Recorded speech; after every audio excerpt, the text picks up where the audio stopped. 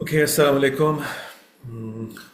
میں آج یہاں پہ اپنے ویکلی اپڈیٹ کے لیے آیا ہوں۔ آ، اس پاسٹ ویک میں، بلکہ اس سے تھوڑا سا پہلے بھی اگر کاؤنٹ کر لیں، تقریباً ایسا کرتے ہیں مہینہ ہی ملا لیتے ہیں، کیونکہ مجھے وقت نہیں مل سکا اپنے ویکلی اپڈیٹس بنانے کا۔ تو اس میں کافی ساری ہیپننگز ہوئی ہیں ورلڈ اوور، جو میرے خیال سے کافی سگنیفیکنٹ ہے کہ ان کو ڈسکس کیا جائے۔ ان میں سے ایک بڑی چیز جو ہے وہ وینزویلا کا صدر کا اغوا ہے، جو امریکہ نے کیا ہے۔ تو میں چاہتا ہوں کہ اس کے اوپر تھوڑا سا انالیسس کر لیں، کیونکہ یہ ہیپننگز جو دنیا بھر میں ہوتی ہیں، یہ ایک تو ایک انٹرنیشنل انوائرمنٹ کو متاثر کرتی ہیں، جس میں بہرحال ہم زندہ ہیں۔ کوئی بھی نیشن آئی لینڈ کی صورت میں زندہ نہیں ہے کہ وہ اکیلے سب کچھ کر سکے۔ تو دنیا میں جتنے حالات ہوتے ہیں اس کو کنیکٹ ہونا پڑتا ہے۔ تو ایک تو اس حیثیت سے ہم کنیکٹ ہوتے ہیں بینگ پاکستانیز، مگر اس کے ساتھ ساتھ اس طرح بھی کنیکٹ ہوتے ہیں کہ پاکستان کا ایک تو امریکہ کے ساتھ بڑا گہرا تعلق ہے، اور یہ بڑا مکسڈ سا تعلق ہے۔ اس میں ہائیز اینڈ لوز آتے رہتے ہیں۔ اس لیے ہمیں دیکھنا چاہیے کہ ایگزیکٹلی کیا امریکہ دنیا کے مختلف ممالک کے ساتھ کر رہا ہے، تاکہ کل کو ہم سرپرائز نہ ہوں، اور بلکہ سرپرائز ہونے سے بہت پہلے ہم اپنی کچھ کر سکیں، حفاظت کر سکیں اس سلسلے میں۔ تو جناب وینزویلا کے اوپر بات کرتے ہیں۔ دیکھیں، ایک تو آپ کو پتہ ہی ہے کہ امریکہ ایک سپر پاور ہے۔ اس سے پہلے ملٹی پولر ورلڈ تھا، تو آپ کہہ سکتے ہیں ایک سپر پاور تھی، لیکن جب سوویت یونین کا انہدام ہوا، تو کہہ سکتے ہیں کہ امریکہ ایک ہی سول سپر پاور بن کے دنیا پہ رہ گئی۔ لیکن کچھ ہی عرصہ گزرنا تھا کہ پھر چائنا نے جو ہے وہ تقریباً ایسے سارے تیور دکھانے شروع کیے کہ وہ اب اپنے آپ کو ایک گلوبل سپر پاور کی حیثیت سے پلیس کرتا جا رہا ہے۔ پھر مزید یہ کہ کچھ وقت زیادہ نہیں گزرا کہ رشیا بھی، جو کہ اب واپس اپنی پرانی اسٹیٹ پہ جا چکا تھا، یعنی USSR تو ایک ٹیمپریری اسٹیٹ تھی، اس سے پہلے بھی رشیا تھا، اس کے بعد بھی اب رشیا جو ہے اس نے بھی اپنے گلوبل آرمز فلیکس کرنے شروع کر دیے، اور بڑا ٹف ٹائم دیا مختلف تھیٹرز آف وار میں اراؤنڈ دا ورلڈ، امریکہ کو اور یورپین یونین کو، یا نیٹو کہہ لیں۔ سیریا کی وار میں آپ کے سامنے ہی ہے، ایران کی پشت پناہی آپ کے سامنے ہے، اور طرح طرح کے جتنے بھی تھیٹرز کھلتے چلے گئے، چاہے وہ عراق تھا، چاہے افغانستان تھا، چاہے دنیا کے اور ممالک تھے مختلف جگہوں پہ۔ یوکرین تو بالکل ابھی کل کی بات لگتی ہے۔ تو رشیا نے اب بھی اپنے، یعنی کہ آپ اس کی بھی ریٹرن ہو گئی ہے قسم کی۔ تو آپ کہہ سکتے ہیں کہ امریکہ کو اب یہ خدشہ بہرحال دوبارہ پڑ گیا ہے کہ اس کے کمپٹیشن میں یہ دو گلوبل سپر پاور جو ہیں دوبارہ سامنے آتی جا رہی ہیں۔ چائنا نے ابھی تک اپنے کوئی مارشل ایمز تو ظاہر نہیں کیے، وہ تو ابھی تک تجارت کے اوپر ہی بات کر رہے ہیں، لیکن جتنی ریپڈلی وہ اپنی ویپنری کو اور اس پاور کو بھی ڈیولپ کرنے کی کوشش میں لگے ہوئے ہیں، جس کا حال ہی میں پاکستان انڈیا کی جو وار ہوئی تھی اس میں کچھ نمونہ بھی دنیا نے دیکھا۔ تو یہ آپ کہہ سکتے ہیں کہ امریکہ کے اب ڈیفنس سے ریلیٹڈ لوگوں کو بھی، اور جو ان کے ہاکس ہیں ان کو بھی صاف ہی نظر آتا جا رہا ہے کہ یہ دونوں سپر پاورز اب ہمارے کمپٹیشن میں آنے والی ہیں، آتی جا رہی ہیں، اور گلوبل فٹ پرنٹ اپنا بہت بڑھاتی جا رہی ہیں۔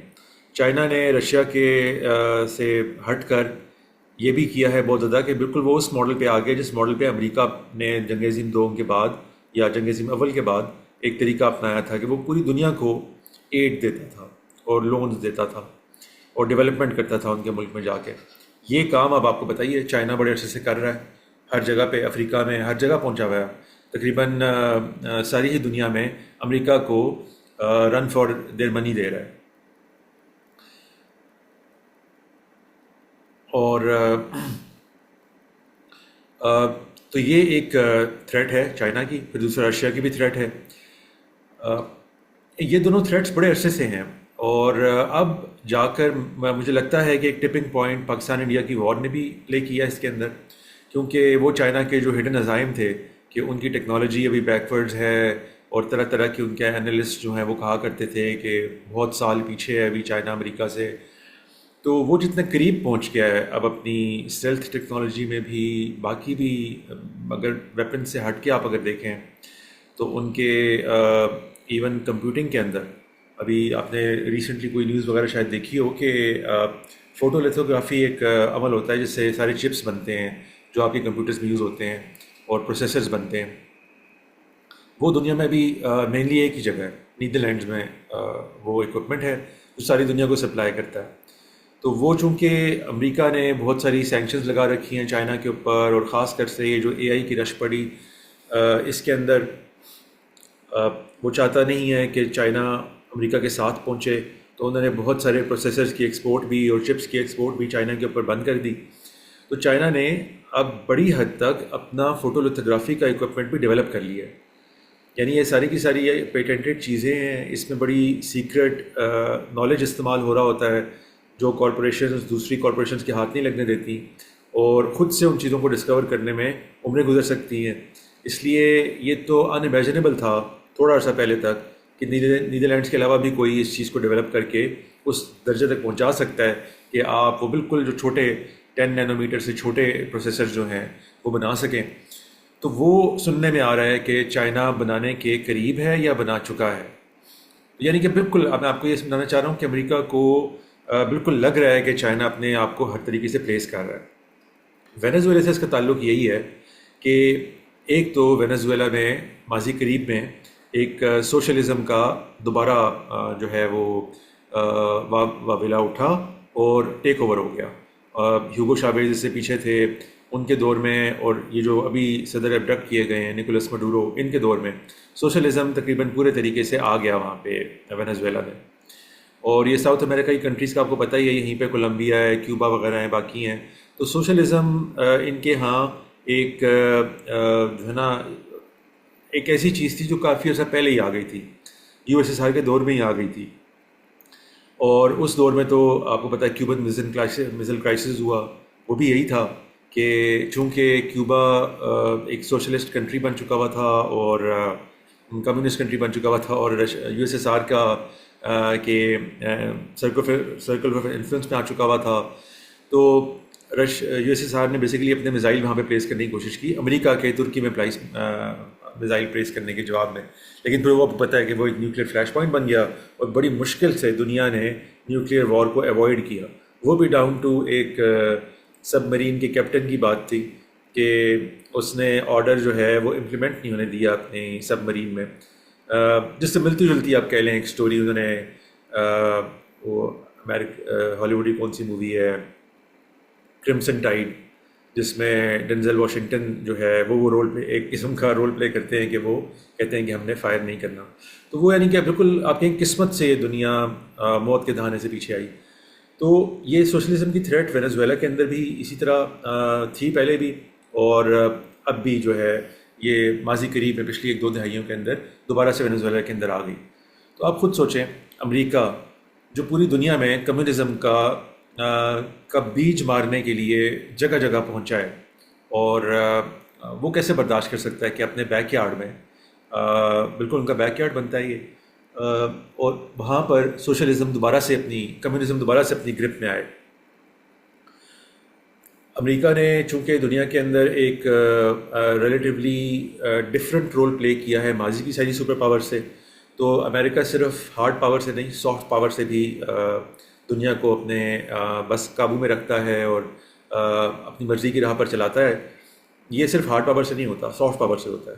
بلکہ جنگ عظیموں کے بعد امریکہ نے پرائمریلی سافٹ پاور پر ریلائی کیا ہے، ہارڈ پاور کے کبھی کبھار مواقع آیا کرتے تھے دکھانے کے. تو اس لیے بہت سی چیزوں کو اگنور بھی کرتا رہا امریکہ.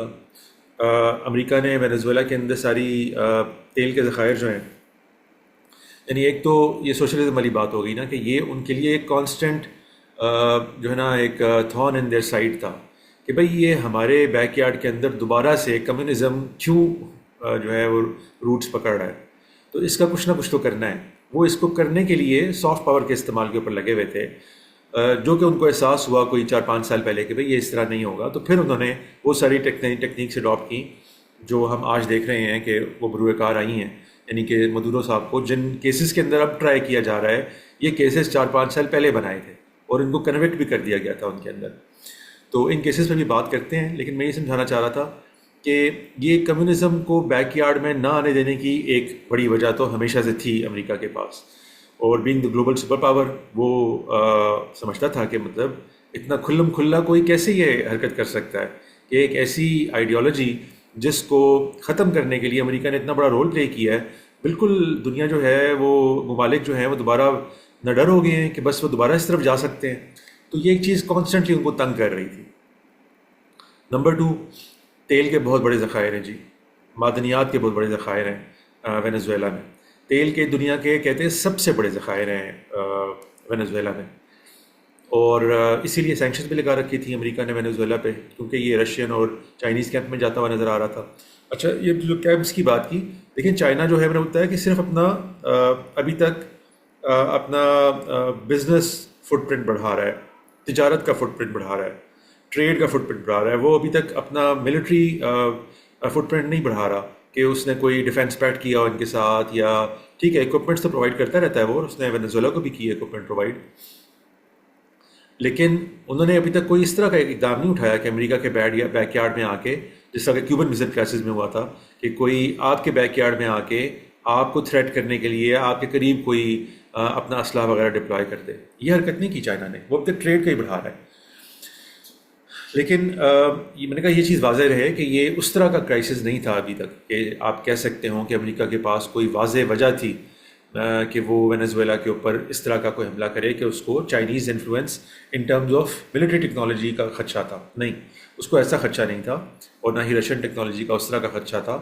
اس کو خدشہ مینلی یہ تھا کہ ان کا ٹریڈ پارٹنر بننے کے بعد چائنا کی جس طرح کی پالیسیز ہیں، وہ جس طرح جکڑ لیتا ہے اپنے تمام ٹریڈ کے معاہدوں میں اور پھر قرضوں میں نیشنز کو امریکہ کے ورژن کے مطابق، تو اس کے تحت پھر وینزویلا اس کی ایک باج گزار ریاست بھی بنی جائے گا.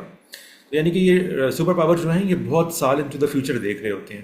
ان کو پتہ ہوتا ہے کہ یہ ٹائیڈ الٹیمیٹلی کہاں جا کے تھمے گی، اس لیے وہ پہلے سے قدم اٹھاتے ہیں کہ معاملات کو اس سے پہلے کہ وہ اس خطرناک سٹیج تک پہنچیں، جن کا ان کو ماضی میں تجربہ بھی ہو چکا ہوا ہوتا ہے، تو وہ چاہتے ہیں کہ اس کو بالکل شروع میں ہی اس موومنٹ کو ایکوائل کر دیا جائے.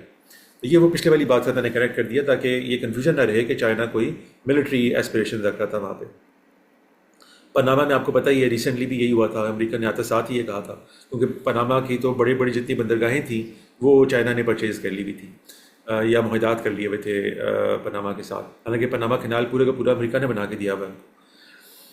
تو وہ پھر آپ کو بتائیے، پھر امریکہ نے پریشر ڈالا، سارا کچھ ہوا، اور وہ اب دوبارہ امریکہ کے مختلف کارپوریشنز نے پرچیز کر لی ہیں، اور چائنا کا انفلوئنس وہاں سے بھی امریکہ نے ختم کر دیا ہے. تو Venezuela was obviously one of the next countries جس کی طرف اس طرح کی توجہ کی جائے.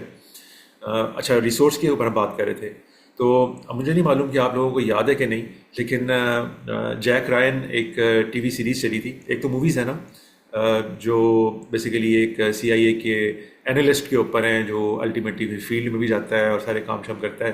بیسیکلی تو ایک فائنینشیل اینالسٹ ہوتا ہے ان کا. تو اس کے اوپر بنی ہوئی تھی. جو موویز ہیں وہ تو ملٹیپل ہیں. جو لاسٹ لیٹسٹ آئی تھی میرے خیال سے، جو مجھے یاد آ رہی ہے، اس میں کرس پائن تھا اور کیرا نائٹلی تھیں، اور وہ ایک اچھی رشیا کے اوپر جو انہوں نے فوکس کر کے بنائی ہوئی تھی. میں اس مووی کی بات نہیں کر رہا، میں بات کر رہا ہوں ٹی وی سیریز کی. اس سے پھر اسپن آف کے طور پہ ایک ٹی وی سیریز لانچ ہوئی تھی جیک رائن کے نام سے ہی، جس میں جان کرزنسکی جو ایملی بلنٹ کا ہسبینڈ ہے وہ لیڈ رول بھی پلے کر رہا ہے. میرا خیال ہے کوئی پروڈکشن اور یا ڈائریکشن میں بھی اس کا کوئی رول تھا اس میں. تو اس کے مختلف سیزنز ہیں، ہر سیزن ایک مختلف اسٹریٹیجک جو ہے ایریا کے اوپر بیسڈ ہے. پہلا جو تھا اس کا میرے خیال سے وہ اسلامک ٹیررزم پہ بیسڈ تھا پہلا سیزن.